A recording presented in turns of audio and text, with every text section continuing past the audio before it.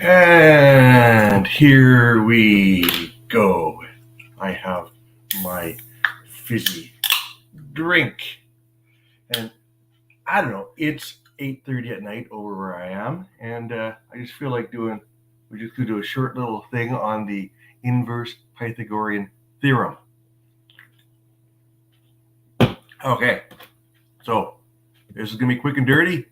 Hello, if you're watching this in the replay, leave lots of comments because I'm going to ask you some questions. Okay, good. So here we are in the what are we doing here? Hang on. I'm looking for my I don't want that. I want a pen. Where's my pen? This is getting off to a bad start. Talk shapes, all that. There's a pen. I think that took far too long. We're gonna have to edit this. Okay, so maybe we'll turn this all into a short. There'll be about 60 seconds worth of value here. Let's give our video a title. Inverse Pythagorean.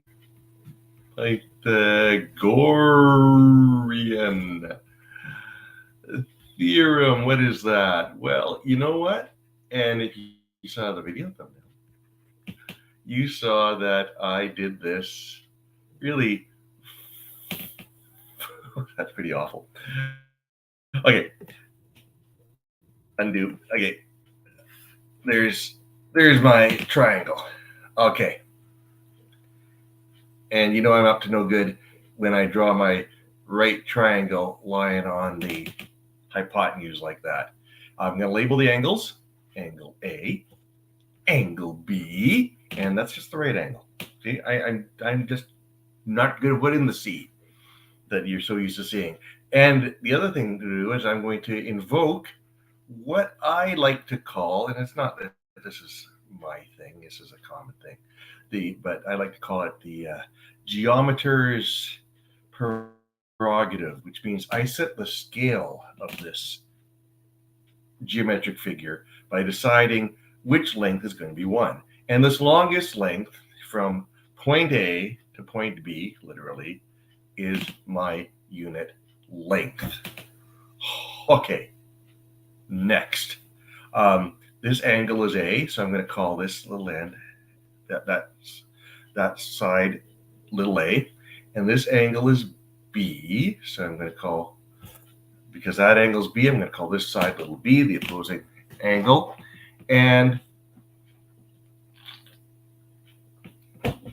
this is how I do my trigonometry too. Okay, let's move this over here. Move.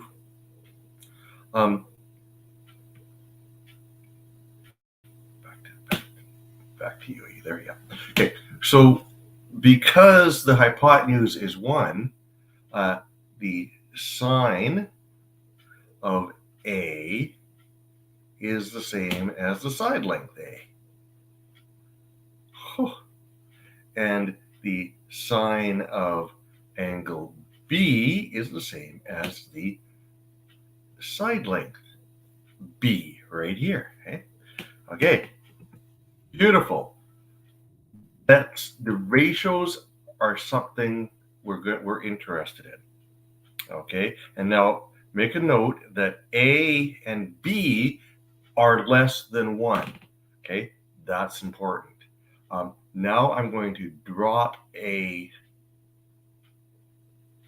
vertical line here. So it's a right, makes 2 more right triangles. Okay, now if this angle is A, which it is, there it is, it's A, and that's a right angle there, then this chunk here, that's going to be angle B, capital B, same as this angle. And this angle here is going to be angle A. So by dropping this vertical. I'm just going to call that length h, okay, height for now. But later on, we're going to even be able to get rid of that. What have I done here? I have now made two similar triangles to the larger triangle. What do I mean by similar? All I mean is that the three angles are the same for each of the three triangles. So they are just scaled versions of each other. This is all about scale here. They're scaled versions of each other. Just what they're just enlarged or shrunk, but they're not skewed or stretched or anything like that. Just bigger or smaller. Okay. Now, we know that sine A is A and sine B is B. Okay. Now let's look at this triangle right here. Okay. Sine of A is now, according to our SOHCAHTOA type of thing that we're used to, is going to be the opposite, which is H, over the hypotenuse, which in this triangle is B. And the sine of B is going to be the opposite, which is H, over the hypotenuse, which in this triangle is A. And that's all we care about as far as trig goes, because now what do I got here? I've got A equals H over B and B H over A. So let's take this information and we can rewrite H equals A times B. And we've got two demonstrations of that same thing here, eh? H equals A times B.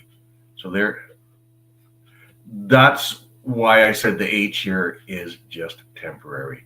Let's get rid of it.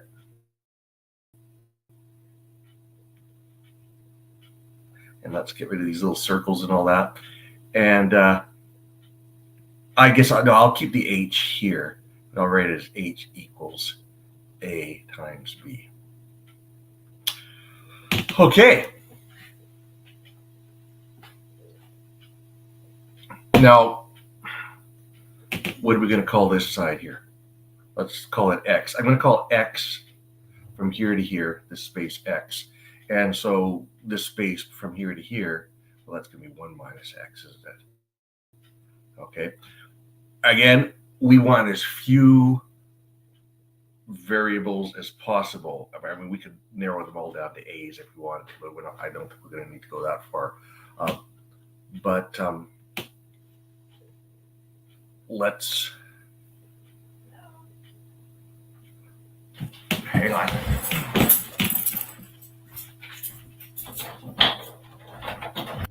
I'm live streaming. I'll be done in a few minutes. Wasn't that fun? Okay. So much fun. Okay. So where were we? A, B. There's A's and B's and A's and B's and B's. Okay. Now I introduced an X. I don't want an X, but so we're going to redefine that X. Okay. Now, sine of B, here's B, using this little triangle right, using this little triangle right here, okay, sine of B, this angle B, is equal to the opposite, which is what we've called X here, that's why I had to give it a name, over B. And the sine of A, right here, is equal to 1 minus X over the hypotenuse, which in this case is A. Okay. Oh, what fun, what fun, what fun. Okay. So let's do a little scrolling. Okay. So now let's consider the B here. Let's consider this one right here. Sine of B equals X over B. Okay. So sine of B is B. So we've got B equals X over B. So now we've redefined our b squared. Or should I say our x is now b squared. So x equals b squared.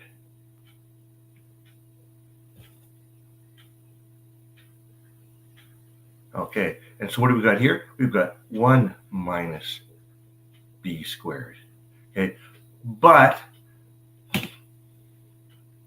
we could just have easily, instead of calling this x and this 1 minus x, we could have called this y. And then by the same argument, we would have ended up with y equals a squared. Okay, that was a bit hand wavy, but you see, it didn't matter whether we did that left or right and renamed this little chunk or renamed this little chunk from the center to b. Okay, so now we've got a whole lot of stuff going on. I'm going to take the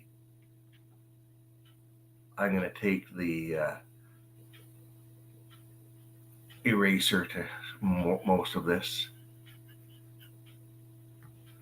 All this thinking happening here. Far too busy now. Far too busy. Bye, bye, bye. Bye, everything. Goodbye, everything.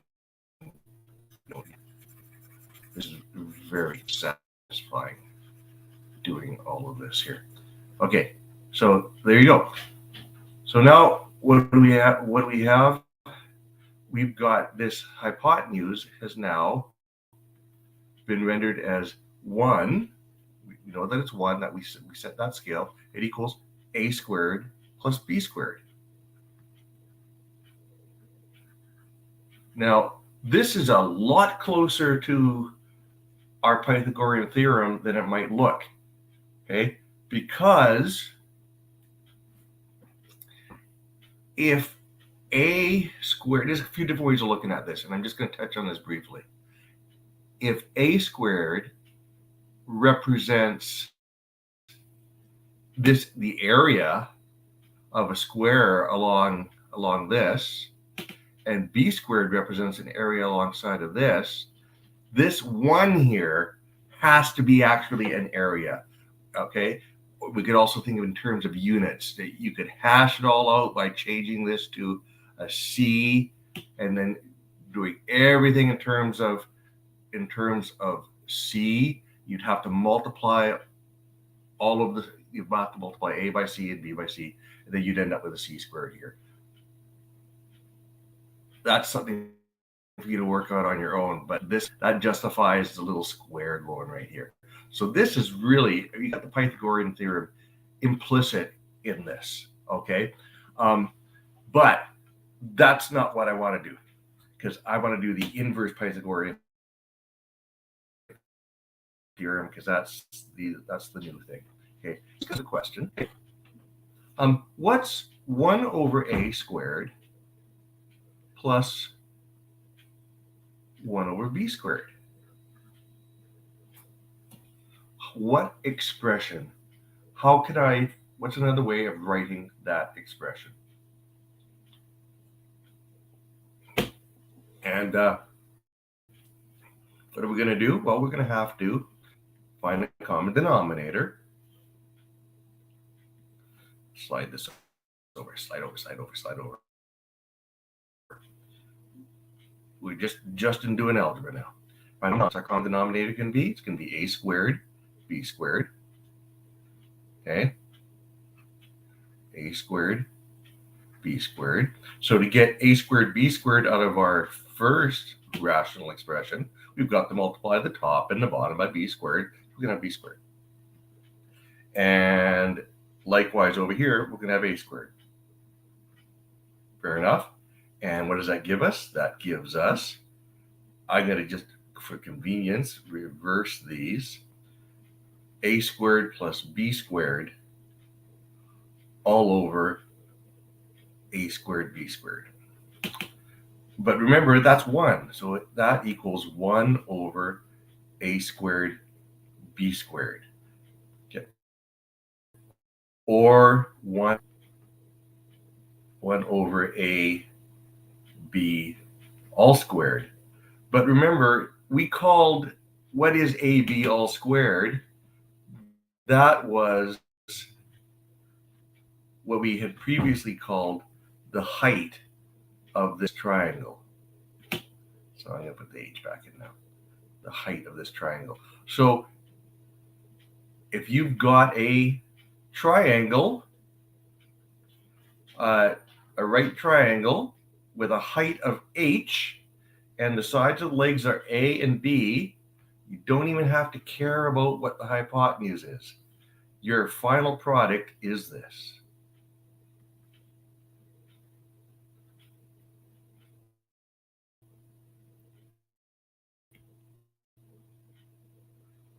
One, hello, a squared plus 1 over b squared equals 1 over, well, ab squared all squared, which is actually the square of the height from the bottom, from the base, the hypotenuse, up to that right angle. And Bob is your uncle. Yay. Thanks for paying attention. And another